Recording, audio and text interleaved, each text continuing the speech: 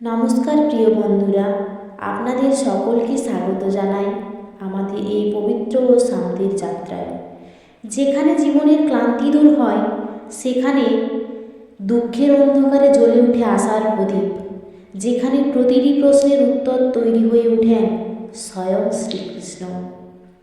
এই চ্যানেলে আপনারা শুনতে পারবেন শ্রীকৃষ্ণের অমৃতবাণী, ভগবদ্গীতার সহজ ও বাস্তব জীবনের শিক্ষা, ভাঙা মনকে জোড়া লাগানোর কথা, জীবনের কঠিন সময়ে এগিয়ে যাওয়ার সাহস। যখন মনে হবে আমি একা, আমি হারিয়ে গেছি, বা মনের মধ্যে কোনো দুঃখ অনুভব হলে, তখন এই চ্যানেল আপনাকে মনে করিয়ে দেবে শ্রীকৃষ্ণ কখনো আপনাকে একা ছাড়েন না। আপনি যদি জীবনে শান্তি চান, আপনি যদি নিজেকে নতুন করে গড়ে তুলতে চান, তাহলে আজই আমাদের সাথে যুক্ত হন। চ্যানেলটি সাবস্ক্রাইব করুন এবং প্রতিদিন শুনুন শ্রীকৃষ্ণের বাণী, যা বদলে দিতে পারে আপনার জীবন। জয় শ্রীকৃষ্ণ। তাহলে চলুন বন্ধুরা, শুরু করা যাক আজকের বিষয়বস্তু। ভগবদ্গীতা শুধু একটি ধর্মগ্রন্থ নয়, এটি জীবনযাপনের চিরন্তন পথ নির্দেশিকা। মহাভারতের যুদ্ধক্ষেত্র কুরুক্ষেত্রে বিষণ্ণ ও বিভ্রান্ত অর্জুনকে উদ্দেশ্য করে ভগবান শ্রীকৃষ্ণ যে উপদেশ দিয়েছিলেন তাই ভগবদ্গীতা। গীতায় মোট 18টি অধ্যায় ও 700টি শ্লোক আছে। এই উপদেশ শুধু যুদ্ধের জন্য নয়, বরং প্রতিটি মানুষের জীবনের জন্য।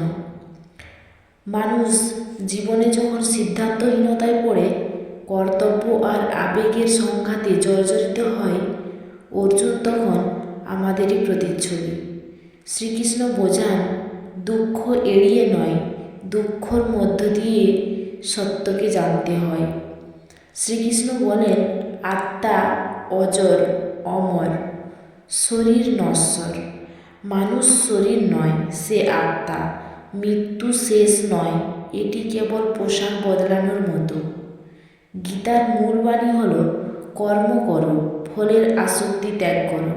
অর্থাৎ নিজের কর্তব্য করো, কিন্তু ফল কী হবে তা ঈশ্বরের হাতে ছেড়ে দাও।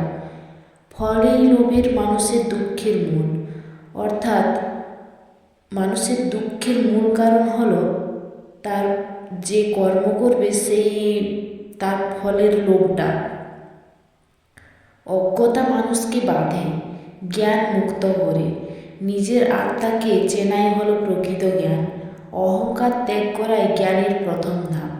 শ্রীকৃষ্ণ বলেন, ভক্তি মানে শুধু পূজা নয়, ভক্তি মানে নিঃশর্ত সমর্পণ। যে মানুষ ভালোবাসা দিয়ে ঈশ্বরকে স্মরণ করে, ঈশ্বর তাকেই আগলে রাখেন। ভক্তির জন্য বড় কিছু দরকার নেই, শুদ্ধ হৃদয়েই যথেষ্ট। মানুষের সবচেয়ে বড় শত্রু তার মন। ধ্যানের মাধ্যমে মন শান্ত হলে জীবনও শান্ত হয়। অস্থির মানেই ভয়, রাগ ও দুঃখ জন্ম নেয়। অস্থির মনেই ভয়, রাগ ও দুঃখ জন্ম নেয়। কামনা থেকে আসক্তি, আসক্তি থেকে লোভ, লোভ থেকে ক্রোধ এবং ক্রোধ থেকে বিনাশ। এই শৃঙ্খল ভাঙতেই গীতা শিক্ষা দেয়। সংযমই প্রকৃত শক্তি। যে মানুষ সুখে উচ্ছ্বসিত হয় না, দুঃখে ভেঙে পড়ে না, সেই সত্যিকারের যোগী। শ্রীকৃষ্ণ বলেন, আমি জলে রস, সূর্যের আলো ও মানুষের হৃদয়ের আত্মা। ঈশ্বরকে মন্দিরে নয়, জীবনের প্রতিটি কাজে অনুভব করাই গীতার শিক্ষা। গীতার শেষ ও সবচেয়ে বড় শিক্ষা হলো, সব ধর্ম ত্যাগ করে আমার শরণ নাও, আমি তোমাকে মুক্তি দেব। নিজের অহংকার, ভয় ও পাপ ত্যাগ করে ঈশ্বরের ওপর ভরসা রাখো। এবং গীতার মূল সার এক বাক্যে যদি বলতে হয়, তা হলো, নিঃস্বার্থ কর্ম করো, শুদ্ধ মনে ভক্তি রাখো, আত্মার সত্য জেনে ভয়মুক্ত জীবনযাপন করো। নমস্কার, ধন্যবাদ।